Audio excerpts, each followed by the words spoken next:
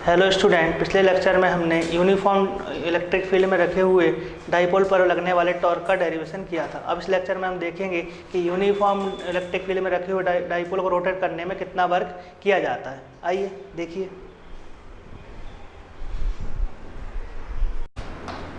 तो हम यहाँ पर देख रहे हैं कि किसी भी इलेक्ट्रिक डाइपोल को जब यूनिफॉर्म इलेक्ट्रिक फील्ड में रखा जाता है और उसको जब रोटेट किया जाता है तो उसमें कितना वर्क डन होता है। तो हम यहाँ पर देख रहे हैं कि सबसे पहले हमने एक डाइपोल लिया ए बी हमारे पास कोई डाइपोल है जहाँ पॉइंट ए पर पॉजिटिव चार्ज और पॉइंट बी पर नेगेटिव चार्ज है। अब इसको हम क्या कर रहे हैं, थीटा एंगल से रोटेट कर रहे हैं। यहाँ पर इस इलेक्ट्रिक डाइपोल ए बी को क्या किया गया, एंटी क्लॉकवाइज डायरेक्शन में थीटा एंगल से रोटेट किया। अब थीटा एंगल से रोटेट करने में कितना वर्क डन होगा ये हमें फाइंड करना है। लास्ट लेक्चर में हमने टॉर्क निकाला था, जो हमारे पास निकल कर आया था tau is equal to P E sine theta निकल कर आया था। अब हमें यहाँ पर फाइंड करना है कि जब किसी भी इलेक्ट्रिक डाइपोल को यूनिफॉर्म इलेक्ट्रिक फील्ड में रखा जाता है तो उस पर लगने वाला वर्क कितना होता है, उसको घुमाने में किया गया वर्क कितना होता है, ये वर्क हम कैलकुलेट करेंगे। तो सबसे पहले अपन देख लें कि जब भी किसी भी इलेक्ट्रिक डाइपोल को यूनिफॉर्म इलेक्ट्रिक फील्ड में रखेंगे तो उस पर टॉर्क वर्क करता है। कितना लगता है हमने देखा था, इधर लिख लेंगे हम।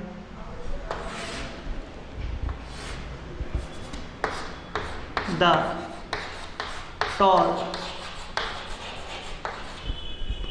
Acting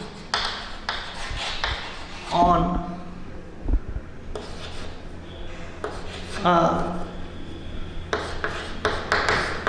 dipole in a uniform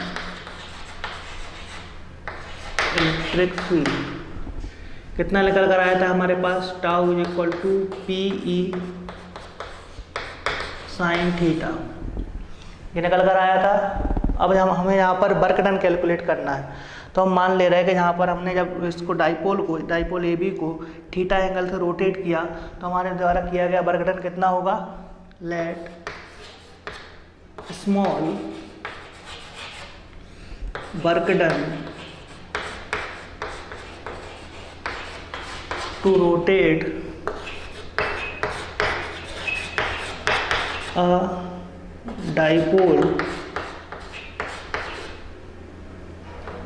D W.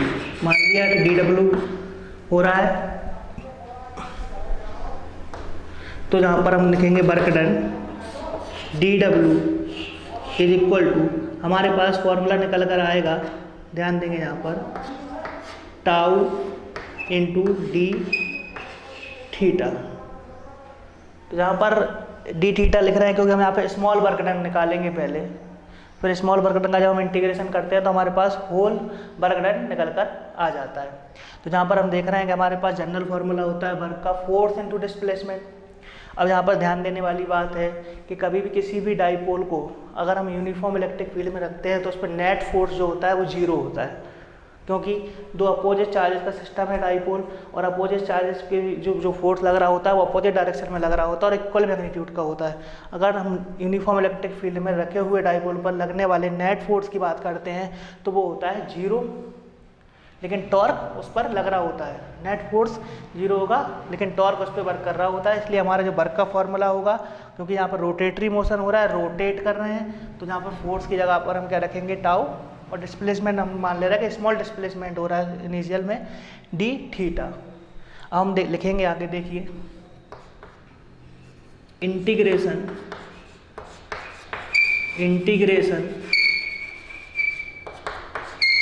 Both side with proper limit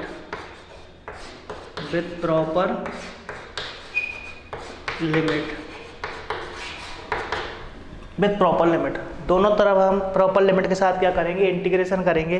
तो हमारे पास क्या निकल कर आएगा, देखें प्रॉपर लिमिट क्या रखी जाएगी। यहाँ पर हम डी डब्ल्यू लिख रहे हैं, इनिशियल जब डिस्प्लेसमेंट नहीं हुआ है, हमने यहाँ पर इलेक्ट्रिक डाइपोल को कैसा रखा हुआ है, पैरेलल रखा हुआ है, तो इनिशियल वर्क कितना होगा, जीरो होगा और फाइनल वर्क कितना होगा, डब्ल्यू होगा, जीरो से डब्ल्यू वर्क। और यहाँ पर लिमिट क्या रखेंगे, देखें ज़रा, इनिशियल में एंगल डी थीटा लिखा हुआ है, मतलब थीटा के रिस्पेक्ट में कर रहे हैं, तो जिसके रिस्पेक्ट में कर रहे होते हैं उसकी अकॉर्डिंग लिमिट रखते हैं। इनिशियल एंगल कितना है 0 डिग्री, और 0 डिग्री के बाद हमने इसे कितने एंगल से रोटेट करा है, थीटा एंगल से रोटेट करा है। कितने एंगल से रोटेट करा है, थीटा एंगल से रोटेट करा है। तो फाइनल लिमिट क्या रखी जाएगी, थीटा। क्या रखी जाएगी, थीटा। तो हमारे पास क्या आएगा ये टाउ इंटू डी थीटा। अब लास्ट लेक्चर में हम निकाल चुके हैं tau is equal to P sine theta, निकाल चुके हैं। तो इस टाउ की जगह हम वैल्यू पुट करेंगे तो हमारे पास क्या निकल कर आएगा, देखते हैं। ये बताइए कि डी डब्ल्यू का इंटीग्रेशन क्या होगा, डब्ल्यू होगा, क्योंकि डी एक्स का क्या होता है एक्स। तो जहाँ पर हम इसको लिख सकते हैं डब्ल्यू, और लिमिट रख सकते हैं 0 से डब्ल्यू, और यहाँ पर 0 से थीटा, और टाउ की जगह पर रख सकते हैं P E sine theta into D theta. अब यहाँ पर लिमिट पुट करेंगे तो क्या आएगा हमारे पास, upper limit W minus lower limit 0। यही करते हैं इंटीग्रेशन में, upper limit minus lower limit. तो हमारे पास क्या निकल कर आएगा, इधर देखें पी ई तो बाहर आ जाएगा, क्योंकि जिसके रिस्पेक्ट में कर रहे होते हैं उसे ही इंटीग्रेशन के अंदर रखते हैं। और जहाँ हमारे पास क्या बचेगा, 0 से theta sine theta into D theta. W में से 0 जाएगा तो क्या बचेगा डब्ल्यू, और ये पी ई ऐसा कैसा लिखा जाएगा। अब इंटीग्रेशन ऑफ साइन थीटा क्या होता है, minus cos theta. Integration of sine theta क्या होगा, माइनस कॉस थीटा। और हमारे पास लिमिट क्या निकल कर आएगी, देखिए ज़रा, 0 से थीटा। अब इसमें भी हम लिमिट पुट करेंगे, अपर लिमिट माइनस लोअर लिमिट। तो हमारे पास डब्ल्यू इज इक्वल टू क्या आ जाएगा, देखिए पी ऐसे ही लिखेंगे हम, और हमारे पास अपर लिमिट क्या है थीटा, तो माइनस कॉस थीटा, और माइनस लोअर लिमिट क्या है 0, तो माइनस कॉस 0, और ब्रैकेट क्लोज। अब कॉस 0 की वैल्यू क्या होती है, 1 होती है। तो हमारे पास क्या आ जाएगा, W is equal to P E is equal to, इसको तो ऐसे ही लिखेंगे अपन, माइनस कॉस थीटा, ये माइनस माइनस क्या हो जाएगा प्लस, और कॉस 0 की वैल्यू कितनी रख सकते हैं, 1 रख सकते हैं। कितनी रख सकते हैं, 1 रख सकते हैं। तो हमारे पास ये हमारा आंसर निकल कर आएगा। इसको अरेंज करके अगर हम लिखेंगे W is equal to P E, तो ब्रैकेट के अंदर लिख सकते हैं 1 माइनस कॉस थीटा। तो ये किसी भी इलेक्ट्रिक डाइपोल को जब यूनिफॉर्म इलेक्ट्रिक फील्ड में रखा जाता है तो उस पर लगने वाले वर्क, उसको रोटेट करने में लगने वाले वर्क डन का फॉर्मूला है। फिर से देख लीजिए कि हमारे पास एक यूनिफॉर्म इलेक्ट्रिक फील्ड में रखा हुआ एक डाइपोल था, जिसे हमने इलेक्ट्रिक फील्ड के पैरेलल रखा हुआ था, उसे थीटा एंगल से रोटेट किया। जब भी किसी इलेक्ट्रिक डाइपोल को यूनिफॉर्म इलेक्ट्रिक फील्ड में रखते हैं तो उस पर टॉर्क वर्क करता है, नेट फोर्स तो 0 होता है, क्योंकि टॉर्क वर्क करता है तो कितना हो जाएगा, F tau is equal to P sine theta.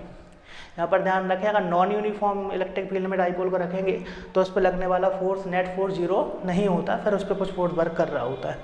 तो यहाँ पर टाउ इज इक्वल टू कितना आ जाएगा, पी साइन थीटा।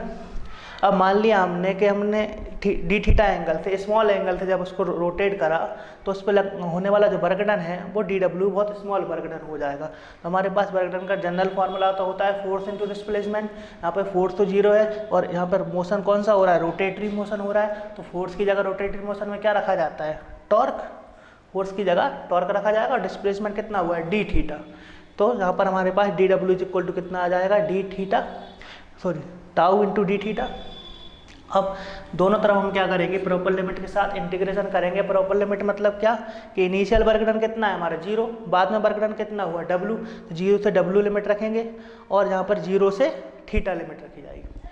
जब हमने इसको देखा, इंटीग्रेशन करा, तो DW का इंटीग्रेशन क्या आया हमारे पास, W आया, W माइनस 0 क्या आ गया हमारे पास, W, और P इसकी वैल्यू रखी हमने टाउ की, तो P साइन थीटा, P बाहर आएगा जो कांस्टेंट है, जिसके रिस्पेक्ट में अपन इंटीग्रेशन कर रहे होते हैं उस इंटीग्रेशन साइन के अंदर ही रहने देंगे। तो थीटा के रिस्पेक्ट में कर रहे हैं इसलिए साइन थीटा अंदर लिखा हुआ है। तो साइन थीटा का इंटीग्रेशन क्या होगा आपका, माइनस कॉस थीटा। ये तो पता है अपने को कि साइन थीटा का इंटीग्रेशन होगा वो क्या होगा, माइनस कॉस थीटा। ये सीधा सीधा फॉर्मूला होता है। अब थीटा के रिस्पेक्ट में कर रहे हैं तो लिमिट रखिए 0 से थीटा। अब हम लिमिट पुट करेंगे कि अपर limit minus lower limit. Upper limit कितनी थी हमारी थीटा, तो थीटा का थीटा रखा रहने दिया हमने, minus lower limit minus cos theta, तो माइनस कॉस थीटा वैसे ही लिखा रहने दिया, कॉस वैसे ही लिखा रहने दिया, और थीटा की जगह हमने लिमिट पुट कर दी 0। कॉस 0 की वैल्यू कितनी होती है 1, तो हमने यहाँ पे 1 लिख दिया, ये -1 होता, लेकिन यहाँ माइनस और माइनस क्या हो गए प्लस, और इसको अरेंज करके लिखा तो हमारे पास ये फॉर्मूला आ गया। क्या आया, W = PE 1 minus cos theta. तो ये किसी भी यूनिफॉर्म इलेक्ट्रिक फील्ड में किसी भी डाइपोल को, इलेक्ट्रिक डाइपोल को रोटेट करने में दिए गए वर्क डन का फॉर्मूला हमारे पास आता है। देखेंगे यहाँ पर हमारे पास जो फॉर्मूला निकल कर आया है W = PE 1 minus cos theta. इसमें हम दो केस देखेंगे। सबसे पहले देखेंगे हम केस फर्स्ट, हमारे पास क्या निकल कर आता है case first, if theta = 0 degree, कितना हो 0 डिग्री, तब हमारे पास वर्क का फॉर्मूला क्या हो जाएगा, W = PE 1 minus cos 0 degree. तो W = क्या आएगा हमारे पास, PE कॉस 0 की वैल्यू 1, तो 1 माइनस 1, तो हमारे पास W = कितना आ गया, PE × 0, W = कितना हो जाएगा 0। तो मिनिमम वर्क डन यहाँ पर आता है, मिनिमम वर्क डन। जब भी किसी डाइपोल को, इलेक्ट्रिक डाइपोल को यूनिफॉर्म इलेक्ट्रिक फील्ड में अगर थीटा एंगल से 0 एंगल से रोटेट कर रहा है, मतलब कि रोटेट किया ही नहीं गया है, पहले पैरेलल है, तो वर्क डन कितना होगा 0 होगा। देखते ही समझ में आ रहा है। और सेकंड केस हमारे पास आता है, इफ थीटा = 90। अगर हमने जो पैरेलल रखा हुआ है हमारा इलेक्ट्रिक डाइपोल, उसको 90 डिग्री से क्या कर दिया, रोटेट कर दिया, तो हमारे पास वर्क डन कितना होगा देखेंगे जरा, PE, देखें जरा 1 माइनस कॉस 90, कॉस 90 की वैल्यू कितनी होती है